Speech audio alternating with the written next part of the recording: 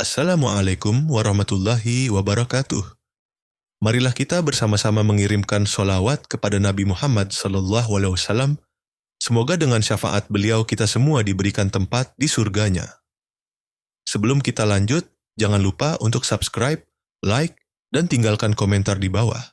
Semoga video ini membawa berkah dan meningkatkan kecintaan kita kepada Rasulullah Langit sore itu tanpa suram, SAW. seolah ikut menangis bersama hati Naya. Gadis berusia 19 tahun itu terduduk di depan rumah sederhana milik ibunya. Tangannya menggenggam erat selembar surat peringatan dari rentenir yang mengancam akan menyita seluruh barang-barang rumah jika tunggakan hutang tidak segera dibayar. Hatinya remuk. Ia tidak tahu harus berbuat apa.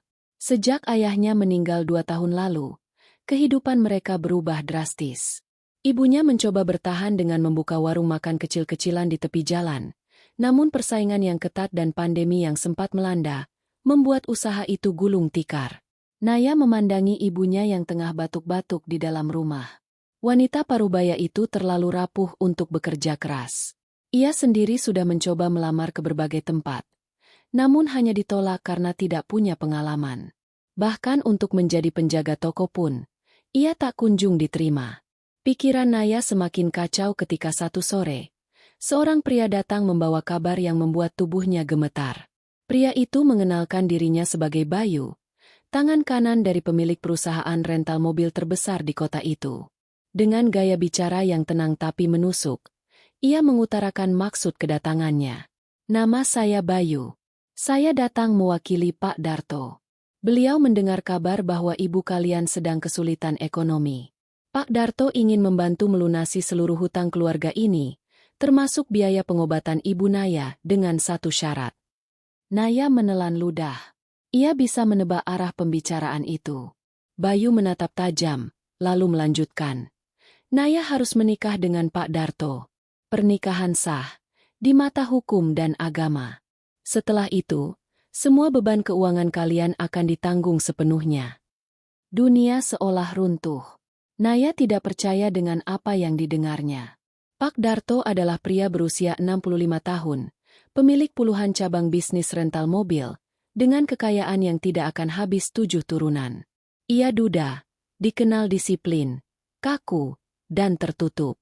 Kenapa saya? Tanya Naya lirih. Air mata mulai menggenang di matanya. Pak Darto butuh seorang istri untuk mendampingi masa tuanya. Ia tidak ingin sembarang wanita, tapi yang sederhana, tidak mengejar hartanya, dan memiliki wajah seperti almarhumah istrinya dulu. Dan Naya, sangat mirip dengan beliau. Naya menggigit bibir. Ia menolak. Tegas, tapi Bayu tidak menyerah. Berpikirlah baik-baik. Ini bukan tawaran. Ini satu-satunya jalan untuk menyelamatkan ibumu dari ancaman lebih buruk.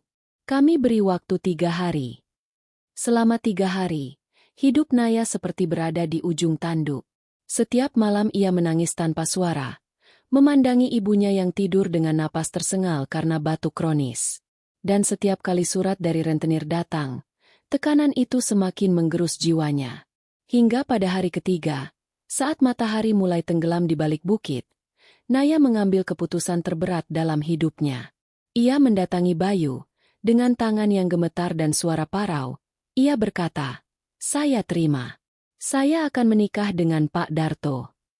Pernikahan berlangsung sederhana, dihadiri beberapa saksi dan kerabat dekat dari pihak Pak Darto. Tak ada pesta, tak ada tawa. Hanya sebuah ikrar yang dibacakan dalam suasana dingin. Naya mengenakan kebaya putih sederhana. Wajahnya tertutup riasan tipis, namun tak mampu menyembunyikan kesedihan di matanya. Ia merasa seperti boneka yang dipajang di etalase, dijual demi kelangsungan hidup orang yang ia cintai. Pak Darto, dengan jas abu-abu tua, terlihat tenang. Ia tidak banyak bicara. Sesekali hanya menatap Naya, namun tanpa ekspresi yang berarti. Tak ada senyum, tak ada pelukan. Setelah akad, Naya langsung dibawa ke rumah mewah milik Pak Darto yang terletak di perbukitan pinggiran kota. Rumah megah itu sunyi, terlalu besar untuk dihuni seorang diri. Kini Naya harus menetap di sana, menjadi istri dari pria yang bahkan usianya lebih tua dari ayah kandungnya. Hari-hari pertama pernikahan itu seperti penjara. Naya tinggal di kamar terpisah. Hanya sesekali bertemu dengan Pak Darto saat makan malam. Ia merasa asing, tidak hanya terhadap rumah itu, tapi juga terhadap dirinya sendiri. Yang membuatnya semakin tersiksa adalah tatapan sinis dari para pelayan rumah. Mereka memandang Naya sebagai wanita murahan yang hanya mengincar harta. Tak seorang pun mencoba menyapanya dengan ramah. Ia benar-benar sendirian. Namun, hidupnya berubah ketika suatu pagi, suara deru mobil sport terdengar dari halaman rumah. Seorang pemuda tampan, dengan tubuh atletis dan kacamata hitam, keluar dari mobil dengan langkah percaya diri. "Siapa dia?" tanya Naya pada salah satu pelayan yang untuk pertama kalinya menjawab dengan nada sopan. "Itu Tuan Revan, cucu tiri dari Pak Darto. Baru pulang dari luar negeri." Dari kejauhan, Revan melirik Naya. Tatapannya tajam, menyelidik, seperti hendak menguliti niat terdalam dari wanita muda yang tiba-tiba hadir di rumah kakeknya. Tanpa banyak basa-basi, Revan langsung mendekati meja makan tempat Pak Darto dan Naya sedang duduk. Ia meletakkan tasnya, lalu duduk tanpa izin. "Jadi ini istri barumu, Kek?" tanyanya dingin.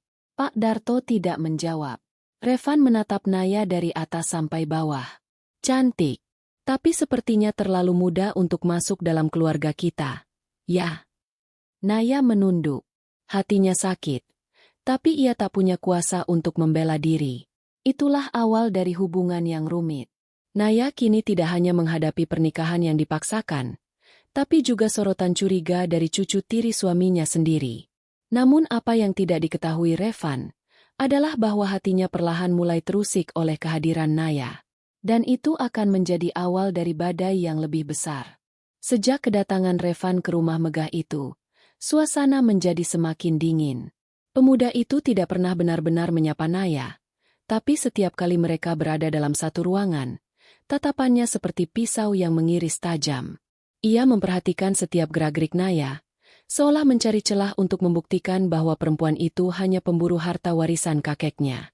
Naya tahu betul ia tidak disukai, tapi ia tidak bisa berbuat apa-apa. Ia tetap menjalankan tugasnya sebagai istri Pak Darto, walau tidak pernah menyentuh peran itu secara utuh. Pernikahan mereka seperti kontrak diam-diam. Tidak ada kemesraan, tidak ada malam pertama, tidak ada panggilan sayang. Hanya status yang melekat. Dan semua itu cukup untuk membuat dunia menganggapnya sebagai milik lelaki tua itu. Namun semua menjadi lebih rumit ketika suatu hari Pak Darto harus pergi keluar kota untuk urusan bisnis selama seminggu. Sebelum pergi, ia berkata pada Naya dengan nada datar, "Kau boleh lakukan apa saja selama aku pergi, tapi jangan keluar rumah tanpa izin. Dan jangan terlalu dekat dengan Revan." Kalimat itu menancap seperti duri. Naya tak paham apa maksudnya. Tapi ia hanya mengangguk. Hari-hari tanpa kehadiran Pak Darto terasa aneh. Rumah besar itu kini hanya dihuni oleh beberapa pelayan dan 2 jiwa yang saling mencurigai. Naya lebih sering menghabiskan waktu di taman belakang, duduk di bawah pohon beringin tua yang menjulang di sudut halaman, mencoba menulis puisi atau membaca buku-buku lama yang ia temukan di perpustakaan rumah. Suatu pagi, hujan turun dengan derasnya. Naya yang tengah membaca di beranda belakang lupa waktu. Hingga akhirnya Revan datang menghampiri dengan payung di tangannya. "Kamu mau sakit?" tanyanya ketus, sambil meletakkan payung itu di atas kepala Naya. Naya mendongak, terkejut, namun tidak menjawab. Revan menatapnya dalam diam. Hujan mengguyur deras, tapi ada keheningan di antara mereka yang entah kenapa terasa begitu intim. "Aku tidak suka kamu," ucap Revan tiba-tiba. Naya menarik napas panjang, menunduk. Aku tahu kamu bukan tipe cewek matre. Tapi kenapa kamu mau nikah sama kakekku?" Pertanyaan itu menghantam seperti badai. Naya menggigit bibir, menahan tangis yang mulai mendesak keluar. "Karena ibuku," jawabnya pelan. "Karena aku tidak punya pilihan lain." Hening. Untuk pertama kalinya, Revan tidak membalas dengan sindiran. Ia hanya menatap Naya dalam-dalam, seolah mencoba membaca kebenaran dari wajah polos gadis itu. Hari-hari setelahnya berubah. Revan mulai membuka diri. Tidak lagi sinis, tidak lagi mencibir. Ia mulai menyapa, mengajak bicara, bahkan kadang menawarkan makanan saat makan malam. Naya merasa aneh, tapi ia juga sadar, ada sisi Revan yang tidak bisa ia benci. Suatu malam, mereka berdua duduk di ruang musik. Revan memainkan piano tua yang sudah lama tak tersentuh. Jemarinya menyentuh tuts-tuts piano dengan lembut, mengalunkan melodi yang menyayat. Naya duduk di sofa, memperhatikan Revan dengan tatapan yang tak bisa ia jelaskan. Ada sesuatu dalam nada-nada itu yang membuat hatinya bergetar. Ini lagu yang diajarkan ibu angkatku waktu kecil, ujar Revan sambil terus bermain. Naya tersenyum tipis. Indah. Revan berhenti bermain. Menatap Naya. Kamu juga indah. Ucapan itu membuat Naya tercekat. Ia tak tahu harus membalas apa. Tapi sorot mata Revan tak main-main. Ada ketulusan yang baru pertama kali ia lihat. Namun kehangatan itu tak bertahan lama. Malam berikutnya, Naya mendapati pintu kamarnya terkunci dari luar. Ia terperangkap. Suaranya teredam. Dan dari balik tirai jendela, ia melihat Bayu berdiri di depan rumah, berbicara dengan seseorang yang wajahnya tidak terlihat jelas. Tapi yang membuatnya merinding, Bayu mengangguk sambil menatap ke arah kamar Naya. Ada yang tidak beres. Dan firasat itu terbukti saat keesokan paginya. Revan marah besar dan menggebrak meja makan di depan semua pelayan. Siapa yang kunci kamar Naya semalam? Semua terdiam. Termasuk Naya yang hanya menunduk, merasa seluruh tubuhnya gemetar. Revan menatap Bayu tajam, seolah tahu siapa pelakunya. Kakekku tahu soal ini, tanyanya. Bayu hanya menjawab dengan senyum samar. Ini demi menjaga kehormatan keluarga. Revan tertawa sinis. Atau demi menjaga harta warisan tetap di tangan kalian. Sejak hari itu, hubungan Revan dan Bayu memanas. Naya merasa menjadi penyebab kekacauan dalam keluarga besar yang selama ini tampak rapi dan terkendali. Namun satu hal yang ia sadari, Revan kini benar-benar berada di pihaknya. Setiap pagi Revan mulai mengajak Naya bicara lebih dalam. Mereka berjalan di taman bersama, duduk di teras saat sore, bahkan mulai memasak bersama di dapur. Naya tertawa lagi, meski samar. Ia merasa hidupnya mulai berubah. Namun semua berubah drastis saat Pak Darto pulang lebih cepat dari rencana. Ia mendapati Revan dan Naya tertidur di sofa ruang keluarga. Jarak mereka tak sedekat yang mencurigakan, tapi cukup membuat darah Pak Darto mendidih. Malam itu, Naya dipanggil ke ruang kerja. Wajah Pak Darto keras. Tangannya menggenggam gelas kristal yang nyaris pecah karena tekanan. Kau pikir aku tidak tahu apa yang kalian lakukan di belakangku? Naya menunduk. Tidak ada apa-apa, Pak. Kami hanya bicara. Revan bukan cucuku kandung. Tapi dia adalah ahli waris terbesar perusahaan ini. Dan kamu cuma wanita dari keluarga miskin yang kuangkat jadi istri karena rasa iba. Naya menggigit bibir. Tapi ia menahan diri untuk tidak menangis. Aku tidak akan membiarkan kalian berdua menjatuhkan kehormatan keluargaku. Malam itu, Naya dipindahkan ke kamar di ujung rumah. Dijaga ketat oleh dua pelayan laki-laki. Ia seperti tahanan. Dan Revan? Ia dilarang mendekati Naya. Pak Darto mengancam akan mencabut namanya dari daftar pewaris jika masih terus berhubungan dengan istri mudanya. Tapi cinta sudah terlanjur tumbuh. Dan cinta yang tumbuh dari keterpaksaan, tak mudah dipatahkan oleh kekuasaan. Sejak malam itu, Naya merasa hidupnya semakin tenggelam dalam jeruji yang tak kasat mata. Setiap langkahnya diawasi.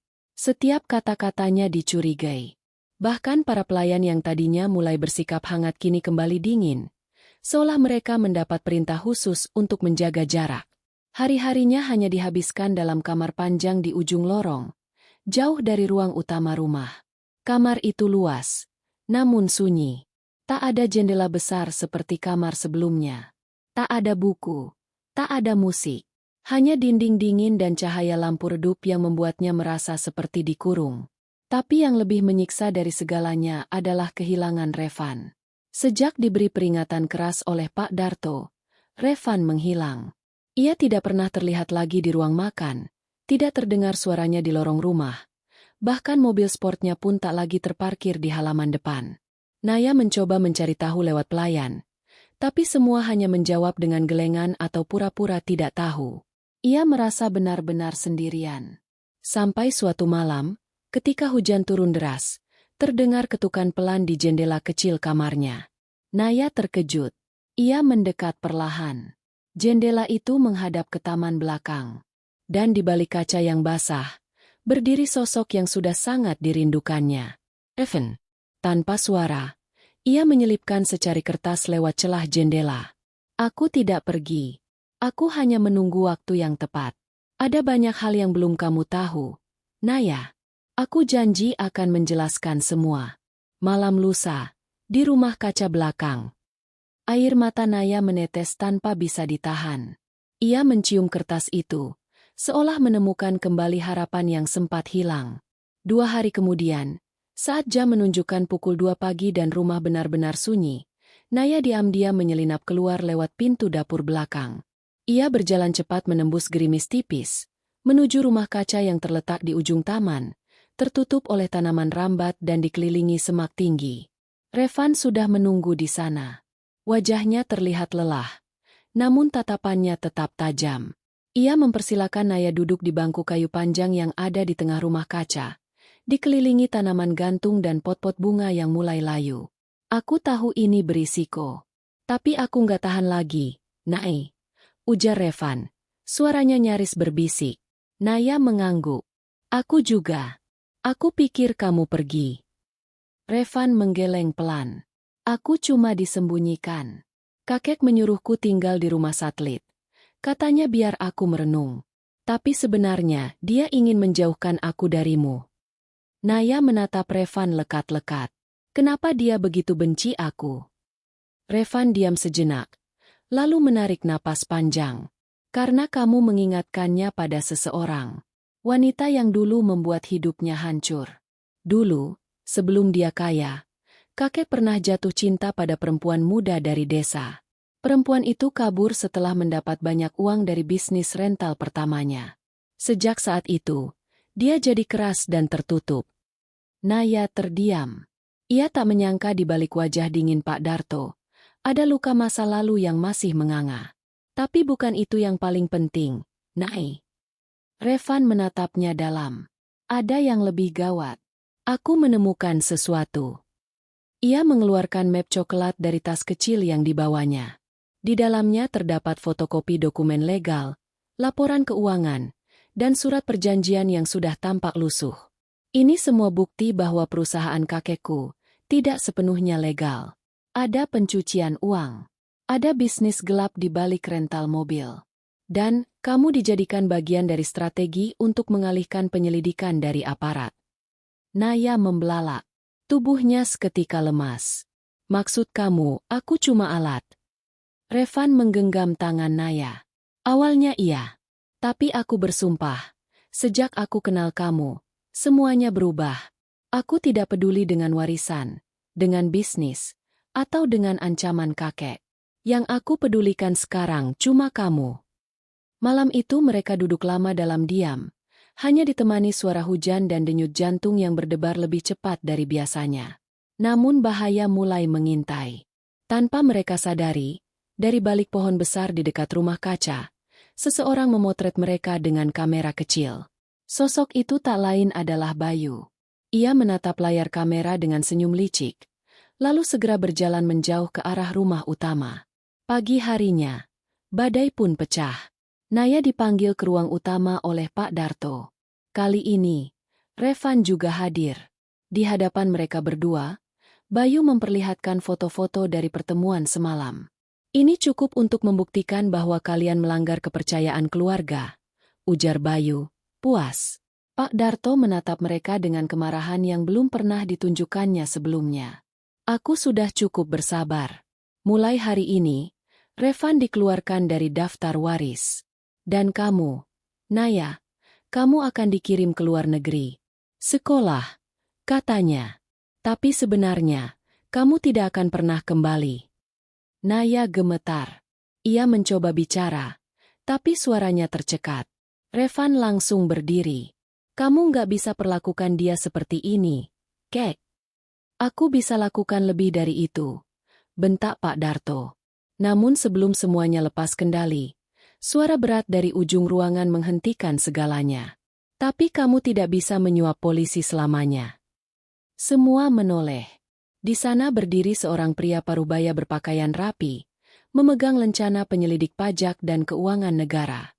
Di belakangnya, 4 petugas lain masuk dan mulai memeriksa dokumen rumah itu. Atas laporan anonim yang kami terima, bisnis rental milik Pak Darto akan kami audit penuh. Kami sudah kantongi bukti cukup untuk memulai penyitaan aset. Pak Darto membeku. Bayu memucat. Dan Naya hanya bisa menatap Revan, yang tanpa suara mengangguk pelan. Laporan anonim itu darimu, bisiknya. Revan hanya tersenyum, menggenggam tangan Naya erat. Ini baru permulaan dari pertarungan yang jauh lebih besar. Langit kota mendung ketika mobil penyidik meninggalkan gerbang besar rumah Darto. Di dalam rumah yang megah itu, suasana mencekam menyelimuti udara. Para pelayan lalu lalang dengan tatapan bingung dan was-was. Tidak ada yang berani bertanya. Tidak ada yang berani bersuara. Pak Darto duduk membisu di ruang kerja. Kedua tangannya mengepal di atas meja kayu mahoni. Bayu berdiri di sampingnya, mencoba menenangkan, namun wajahnya sendiri terlihat panik. Semua terjadi terlalu cepat, terlalu tiba-tiba. Di sisi lain rumah, Naya duduk di atas ranjang sambil menatap jendela. Matanya sembab, bukan karena takut, tapi karena campuran rasa lega dan bingung. Apa yang dilakukan Revan semalam bukan hanya tindakan nekat, tapi juga berisiko. Jika laporan itu tak diterima, mereka bisa masuk perangkap yang sama sekali tidak bisa mereka hindari. Tiba-tiba pintu kamarnya diketuk. Lalu terbuka perlahan. Revan masuk dengan napas sedikit terengah. Bajunya kusut, rambutnya acak-acakan. Tapi senyumnya, senyum yang selalu berhasil membuat Naya tenang, terukir jelas di wajahnya. "Kamu oke?" tanyanya lirih. Naya mengangguk. "Tapi, ini belum selesai, kan?" Revan duduk di sampingnya. "Belum. Ini baru awal. Tapi kita sudah buat satu langkah penting." Mereka berbicara dalam nada pelan, takut kalau ada yang menguping. Dalam pembicaraan itu, Revan mengungkapkan bahwa penyidik sudah cukup lama mengincar bisnis Darto. Tapi karena kekuatan koneksi dan uang, semua tuduhan selalu mentah. Maka dari itu, laporan dari pihak dalam, yakni dirinya sendiri, menjadi kunci penting. "Aku tahu ini akan memperkeruh segalanya. Tapi aku nggak bisa biarkan kamu terus dipaksa menjalani hidup yang bukan kamu pilih, Nay." Air mata Naya jatuh. Tapi kali ini bukan karena sedih, melainkan karena terharu. Di tengah semua kegelapan dan kebusukan ini, ada satu cahaya yang benar-benar bersinar untuknya. Namun kebahagiaan itu hanya sebentar. Malamnya, Naya dibangunkan secara paksa oleh 2 pelayan pria. Mereka menariknya keluar kamar tanpa penjelasan. Ia berontak, berteriak, tapi suaranya ditelan lorong rumah yang panjang. Ia dibawa ke ruang bawah tanah. Ruangan yang selama ini tidak pernah ia tahu keberadaannya. Di sana, Bayu sudah menunggu. Di tangannya, ada ponsel dengan layar menyala. Di layar itu, terlihat ibunya, terbaring lemah di rumah sakit kecil, dijaga oleh satu orang pria tak dikenal. "Selamat malam, Naya," sapa Bayu dengan suara tenang namun kejam. "Kau pikir kau bisa mainkan kami? Kami tahu kau bagian dari laporan itu. Tapi kami tidak akan menyentuhmu. Kami akan menyentuh ibumu." Naya menahan napas. Seluruh tubuhnya bergetar. "Jika kamu ingin ibumu tetap hidup, maka kamu akan tanda tangani dokumen ini." Bayu meletakkan map merah di meja logam kecil di depannya. Di dalamnya, ada surat kuasa penuh yang menyatakan bahwa Naya melepaskan hak atas segala bentuk harta dan warisan yang mungkin datang dari Pak Darto. Bahkan hak untuk tinggal di rumah ini pun akan lenyap. "Kenapa aku harus tanda tangan?" bisik Naya dengan nada getir. "Karena ini satu-satunya cara kamu bisa pastikan ibumu tidak celaka," jawab Bayu tenang, lalu tersenyum menyeringai. "Kami tidak akan menyentuhmu. Tapi kami bisa menyentuh dunia kecilmu." Naya menangis. Tapi ia tahu Bayu tidak main-main. Orang seperti itu tidak punya belas kasihan. Dalam hatinya, ia berharap Revan datang. Tapi ia tahu, tidak ada waktu untuk berharap. Ia harus berpikir cepat. Aku mau bicara dengan ibuku. Sekali saja. Lewat video call. Pinta Naya. Bayu menatapnya tajam. Lalu mengangguk. 1 menit. Setelah itu kamu tanda tangan. Panggilan tersambung. Wajah ibunya muncul di layar. Pucat, lemah, tapi masih hidup. Naya menggigit bibir, menahan tangis.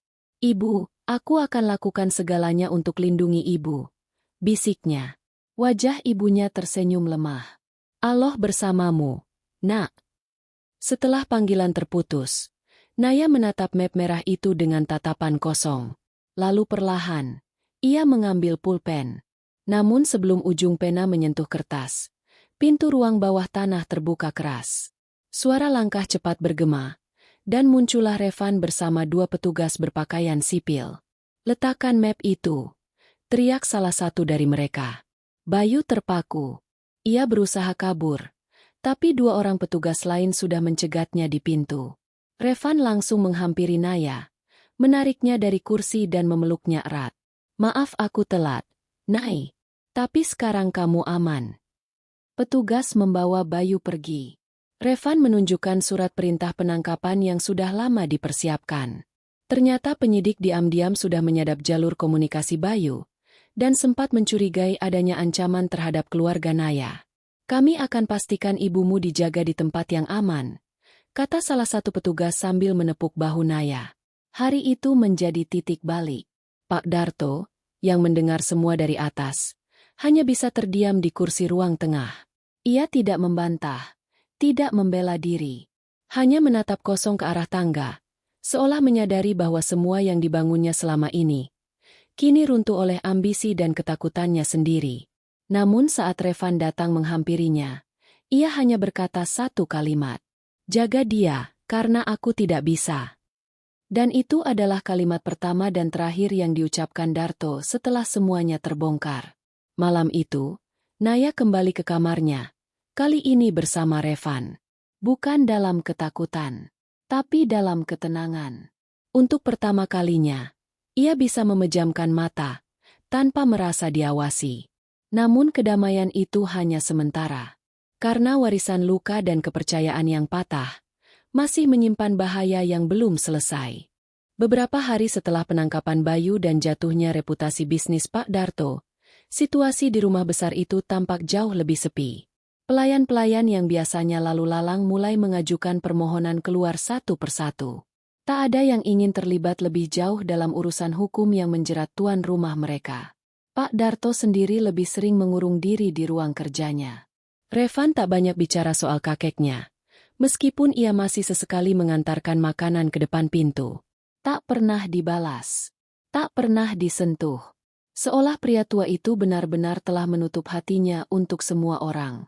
Sementara itu, Naya mulai merasakan dunia yang sedikit berbeda. Ia bisa bernapas lebih lega. Tak lagi dipenjara dalam batas kamar dan tatapan curiga. Ia dan Revan kini lebih sering menghabiskan waktu bersama, membicarakan masa depan, bahkan sesekali tertawa, sesuatu yang dulu tak pernah ia pikirkan bisa ia lakukan di rumah ini. Namun, ketenangan itu tak berlangsung lama. Suatu pagi, Naya menerima surat kaleng yang diselipkan di bawah pintu kamarnya. Tidak ada nama pengirim. Isinya singkat, namun tajam. Kamu pikir semua sudah selesai? Kau belum tahu siapa Revan sebenarnya. Naya terpaku. Tangannya gemetar saat membaca ulang kalimat itu. Hatinya yang mulai tenang kini kembali diliputi keraguan. Ia tidak langsung menunjukkan surat itu pada Revan. Sebaliknya, ia mulai diam-diam menyelidiki. Ia kembali ke perpustakaan tua di lantai 2, memeriksa tumpukan dokumen lama milik keluarga Darto. Di sana, ia menemukan potret-potret masa lalu, surat perjanjian perusahaan, dan catatan transaksi yang belum dibakar oleh Bayu. Tapi di antara semua itu, ada satu foto yang menarik perhatian Naya. Sebuah potret lawas. 3 pria berdiri berdampingan. Salah satunya adalah Pak Darto. Di sampingnya ada seorang pria yang wajahnya sangat mirip dengan Revan. Namun bukan Revan. Orang ini lebih tua, sekitar 30-an. Dan di belakang mereka, dengan tubuh lebih kecil, berdiri Revan kecil. Di balik foto itu, tertulis dengan tinta samar, Darto, Junaedi, dan anak dari istri pertama. Naya tertegun. Ia ingat Revan pernah berkata bahwa ia dibesarkan oleh ibu angkat.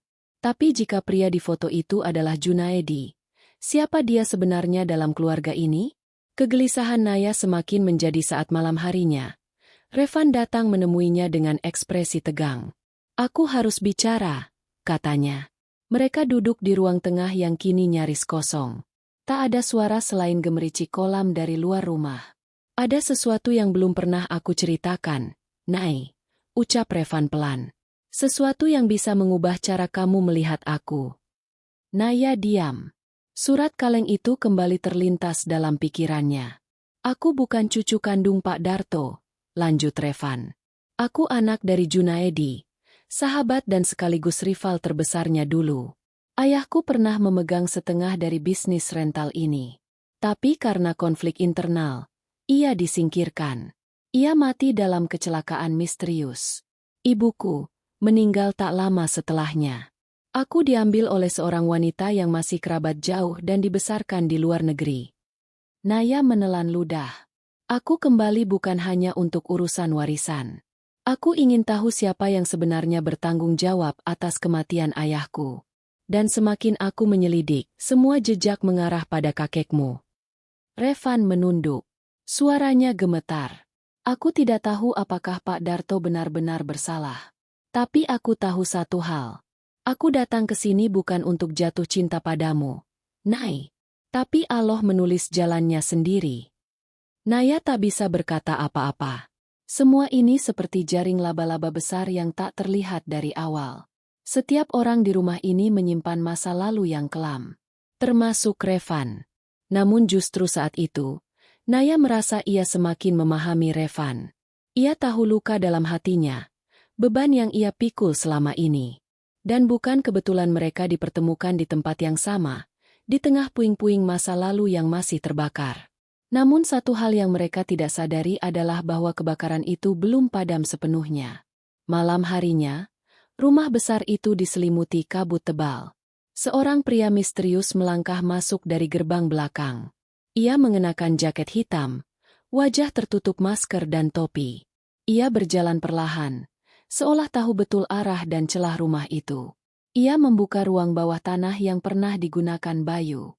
Di sana, ia mengangkat satu koper besi dari balik dinding palsu. Di dalamnya, tumpukan dokumen rahasia dan flash disk merah berlogo lambang perusahaan rental. Tak lama setelah itu, pria itu menghilang lagi dalam gelap, meninggalkan pertanyaan besar. Siapa dia? Dan apa hubungan koper itu dengan Revan dan masa lalu Darto? Keesokan paginya, Pak Darto ditemukan tak sadarkan diri di ruang kerjanya. Di tangannya, terdapat secari kertas bertuliskan, "Semua akan kembali padamu, termasuk kebenaran." Dokter yang datang menyatakan bahwa tekanan darah Pak Darto melonjak drastis akibat stres berat. Ia harus dirawat intensif di rumah sakit, dan tidak bisa diganggu siapapun. Revan memandang tubuh lemah kakeknya yang terbujur di ranjang rumah sakit dengan perasaan yang campur aduk. Ia tidak tahu harus membenci atau memaafkan.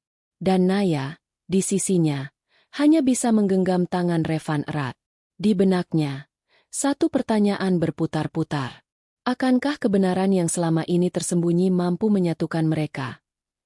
Atau justru menghancurkan semuanya? Hujan deras mengguyur kota malam itu.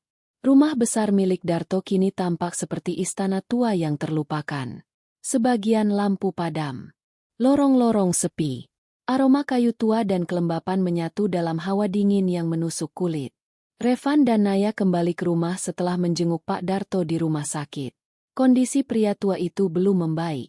Dokter menyebut bahwa tekanan darahnya bisa berujung fatal jika ia terus memendam stres tanpa pelepasan. Namun dari cara Pak Darto diam, tatapan kosongnya, dan caranya menghindari pembicaraan, Semua itu menunjukkan bahwa ia sedang dihantui oleh hantu masa lalu. Naya menatap Revan dalam diam sepanjang perjalanan pulang. Ia masih memikirkan pengakuan Revan soal ayahnya, Junaedi. Ia ingin percaya sepenuhnya. Tapi surat kaleng yang datang dan pria misterius semalam membisikkan firasat lain. Ada lebih banyak yang disembunyikan dari mereka berdua. Setibanya di rumah, mereka disambut oleh seorang pria tua yang belum pernah mereka lihat sebelumnya. Pria itu berdiri di depan pintu dengan koper hitam di tangan, mengenakan jas lusuh, topi bulu lembab oleh hujan. Revan langsung memasang posisi siaga. "Siapa kamu?" Pria itu tersenyum samar, menurunkan koper, dan berkata dengan suara serak, "Namaku Harun. Aku mantan supir pribadi Junaedi." Revan membeku. Naya perlahan menggamit tangan Revan. "Masuklah," katanya pelan. Mereka duduk di ruang tamu. Hanya lampu gantung temaram yang menyala. Harun membuka koper hitam itu dan mengeluarkan sejumlah berkas, foto, dan satu catatan harian bersampul kulit. "Aku menyimpan ini selama bertahun-tahun. Karena takut. Tapi waktu semakin sempit. Dan saat aku mendengar anak Junaedi kembali ke rumah ini, aku tahu sudah waktunya." Ia menyerahkan buku harian itu ke Revan. Di halaman pertama, tertulis dengan tulisan tangan, "Jika kelak anakku menemukan ini, ketahuilah, kebenaran bukan untuk membalas, tapi untuk menuntaskan." Revan membuka halaman demi halaman dengan tangan gemetar. Di dalamnya, tertulis catatan Junaedi tentang bagaimana ia dipaksa mundur dari kepemilikan saham, tentang tekanan yang ia alami dari mitra bisnisnya, dan tentang pertemuan terakhirnya dengan Darto, malam sebelum mobilnya ditemukan terbalik di jurang. "Dia tidak bunuh diri, Revan," ucap Harun lirih. "Aku tahu karena akulah orang terakhir yang bicara dengannya. Malam itu dia bilang ingin mengakhiri kerjasama dengan Darto karena bisnis itu mulai kotor. Tapi, ia tidak pernah sampai di rumah." Air mata Revan jatuh. Naya memeluknya dari samping. Namun Harun belum selesai. "Aku juga tahu, ibumu tidak mati karena sakit. Dia dibungkam supaya tidak membuka suara. Tapi semua itu ditutup rapi oleh orang-orang yang sangat kuat. Bayu hanyalah pion. Darto bukan satu-satunya." Naya mengerutkan dahi. "Bukan satu-satunya." Harun mengangguk. "Ada pemegang saham gelap. Orang yang dari dulu menyuplai dana kotor untuk bisnis rental mobil ini. Mereka masih ada. Dan sekarang mereka mulai bergerak lagi." Harun menyerahkan flash disk merah kepada Revan. Isinya data transaksi sejak 2 dekade lalu. Termasuk aliran uang dari nama-nama besar yang selama ini tak tersentuh. Revan mengepalkan tangan. "Ini cukup untuk menjatuhkan mereka." "Tapi kamu juga akan diincar," ujar Harun serius. "Kamu sudah terlalu dekat dengan kebenaran. Dan mereka tidak akan diam." Keesokan harinya, rumah itu diserbu oleh orang-orang berseragam jas abu gelap. Mereka bukan aparat, tapi terlihat profesional. Naya menyadari mereka bukan petugas resmi, melainkan suruhan dari pihak-pihak yang ingin membersihkan bukti. Revan dan Naya berhasil kabur lewat pintu samping, dibantu Harun yang mengalihkan perhatian para penyusup. Mereka melarikan diri ke rumah aman milik teman lama Harun, seorang pensiunan wartawan yang sudah lama bersiap menghadapi skandal besar. Di rumah kecil itu, Naya akhirnya bicara dari hati ke hati. "Aku tidak tahu apakah kita akan selamat dari semua ini, Revan. Tapi kalaupun harus mati, aku ingin bersamamu." Revan menggenggam tangannya. "Aku juga. Tapi kita belum boleh mati. Kita harus menuntaskan ini." Dalam waktu 2 hari, Revan berhasil mengirimkan data dari flash disk ke lembaga anti korupsi dan media nasional. Efeknya luar biasa. Berita tentang jaringan gelap di balik bisnis rental mobil terbesar di kota itu menghiasi halaman utama. Para pejabat mulai gelisah. Nama-nama besar mulai disebut. Tapi semua itu membawa konsekuensi. Pak Darto, yang dirawat di rumah sakit, menerima serangan jantung kedua setelah melihat namanya terseret di media. Ia selamat, namun tidak lagi bisa bicara. Tubuhnya lumpuh sebagian, dan ia hanya bisa berkomunikasi lewat gerakan mata. Revan datang menemuinya untuk terakhir kali. Di ruang Icu, hanya ada mereka berdua. Revan menatap mata pria yang pernah membesarkan kerajaan bisnis penuh dosa itu.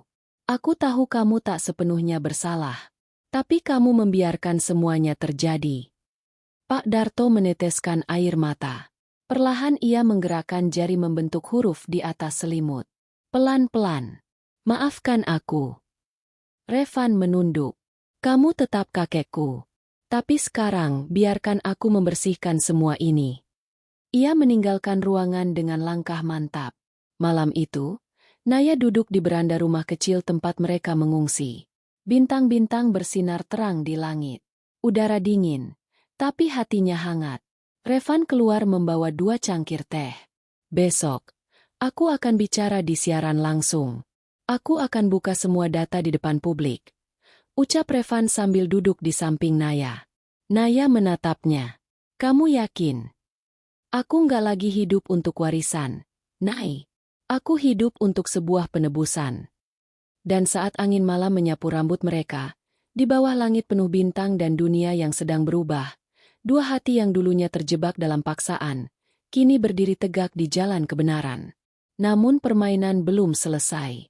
Karena di balik tirai kekuasaan, seseorang sedang menyusun langkah terakhir dan kali ini, sasarannya bukan hanya Revan, melainkan Naya. Pagi itu langit tampak lebih terang dari biasanya. Matahari menyembul malu-malu dari balik awan tipis. Tapi bagi Naya dan Revan, cahaya itu bukan pertanda damai. Itu pertanda bahwa hari penentuan telah tiba. Siaran langsung yang dinanti pun dimulai. Bertempat di studio kecil milik seorang jurnalis independen, Revan duduk di depan kamera, mengenakan kemeja hitam polos. Di sampingnya, Naya mendampingi, meskipun tak banyak bicara.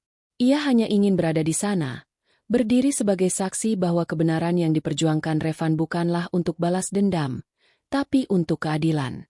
Revan memaparkan seluruh bukti dari flash disk merah, transaksi ilegal, rekening siluman, hingga daftar nama pihak yang terlibat. Ia tak menyebut Darto sebagai dalang, namun ia tidak menutup fakta bahwa kakeknya pernah membiarkan semuanya berjalan dengan alasan kestabilan bisnis. Siaran itu menyebar cepat. Dalam hitungan jam, tayangan itu ditonton ratusan ribu kali. Wartawan mulai menelpon. Stasiun berita nasional mulai membahas. Lembaga hukum mulai bergerak. Tapi musuh tidak tinggal diam. Beberapa jam setelah siaran itu, saat Revan sedang memberikan keterangan kepada aparat, Naya kembali ke rumah kecil tempat mereka tinggal sementara. Ia ingin menyiapkan makan siang, juga ingin sedikit menenangkan diri. Namun ia tidak menyadari bahwa sejak pagi, ada sebuah mobil gelap yang parkir diam beberapa meter dari gang masuk rumah. Saat ia membuka pintu dapur, tangan kuat menyergap dari belakang, membungkam mulutnya. Semua terjadi begitu cepat. Dunia berputar. Kepalanya membentur lantai. Lalu gelap. Saat Revan kembali dan mendapati rumah kosong, hatinya langsung mencelos. Dapur berantakan. Pintu belakang terbuka. Ia menemukan selembar foto terselip di meja makan. Di foto itu, Naya terlihat terikat dan mulutnya dibungkam. Di baliknya tertulis, 1 nyawa untuk 1 keheningan. Diam, atau dia mati. Revan mengepal. Tapi ia tidak kehilangan akal. Ia langsung menghubungi Harun dan jaringan kecil jurnalis yang telah bekerja sama selama beberapa hari terakhir. Mereka semua bersiaga, menyisir kemungkinan tempat persembunyian para pelaku, yang kemungkinan besar adalah sisa-sisa kaki tangan Bayu dan pemodal gelap yang selama ini bersembunyi di balik nama besar bisnis rental Darto. Lewat penelusuran cepat, lokasi keberadaan Naya berhasil dilacak ke sebuah gudang tua di pinggir kota, yang dulunya digunakan untuk penyimpanan armada rental lama. Tanpa menunggu lama, Revan memimpin langsung penyelamatan itu bersama 2 anggota aparat bersenjata dan Harun. Ia tak peduli lagi apakah nyawanya sendiri dipertaruhkan. Saat mereka tiba di lokasi, malam telah jatuh. Udara lembab menyelimuti gudang. Di dalam, suara erangan pelan terdengar. Naya disekap di dalam ruangan sempit. Tubuhnya lemas tapi masih hidup. Di depannya berdiri 2 pria bertopeng, bersenjatakan parang. Namun Revan tidak gentar. Ia menyerbu masuk dengan satu tekad, menyelamatkan Naya, atau mati bersamanya. Pecahlah baku hantam yang singkat namun brutal. Salah satu pria bertopeng berhasil dilumpuhkan Harun, sedangkan Revan sempat terkena sabetan di bahu kiri. Tapi meskipun darah mengalir deras, ia tetap berdiri, tetap melindungi Naya dengan tubuhnya sendiri. Dan akhirnya semua berakhir. Para pelaku ditangkap. Polisi datang mengevakuasi. Naya dilarikan ke rumah sakit untuk perawatan. Dan Revan, meski terluka parah, bertahan. Beberapa hari kemudian, media mengguncang publik dengan kabar besar. Skandal rental mobil terbongkar. Anak pendiri jadi pelapor kunci. Nama Revan dielu-elukan sebagai pahlawan, sementara Naya mulai dikenal sebagai simbol keteguhan hati dan cinta yang tak ternoda kekuasaan. Pak Darto, dari ranjang rumah sakitnya, menyaksikan siaran itu. Ia menangis dalam diam. Di matanya, hanya ada satu wajah, wajah Naya. Gadis yang dulu ia pikir hanya sekadar penghapus hutang, ternyata adalah satu-satunya orang yang mampu menunjukkan pada keluarganya arti dari pengorbanan yang tulus. Revan datang ke rumah sakit. Duduk di sisi ranjang, ia menggenggam tangan pria tua itu. Aku sudah tidak ingin warisan, Kek. Aku hanya ingin hidup jujur, dengan wanita yang aku cinta, katanya pelan. Pak Darto, dengan gerakan terbatas, membentuk isyarat kecil. Revan mengerti. Ia tahu, permintaan maaf itu kini benar-benar tulus. Beberapa bulan berlalu. Bisnis rental dibekukan. Aset dijual. Sebagian hasilnya digunakan untuk mengganti kerugian korban. Sisa kecil diberikan kepada Revan dan Naya, cukup untuk memulai hidup baru, tapi tidak cukup untuk membuat mereka terbuai. Mereka pindah ke kota kecil di pinggiran Jawa Tengah. Membuka usaha kecil-kecilan, bengkel dan rental mobil bersih tanpa skema gelap. Naya membuka kelas literasi untuk anak-anak sekitar. Dan Revan, untuk pertama kalinya, hidup tanpa bayang-bayang dendam. Suatu sore, di bawah langit senja, Naya berdiri di beranda rumah mungil mereka, memandangi Revan yang sibuk memperbaiki mobil tua bersama anak-anak desa. Ia tersenyum. Bukan karena hidup mereka sudah sempurna, tapi karena kini, semuanya benar-benar dimulai dari hati yang bersih. Dan cinta yang awalnya tumbuh dari keterpaksaan, dari luka, dari keraguan, telah berubah menjadi sesuatu yang tidak bisa dibeli oleh kekayaan sebesar apapun.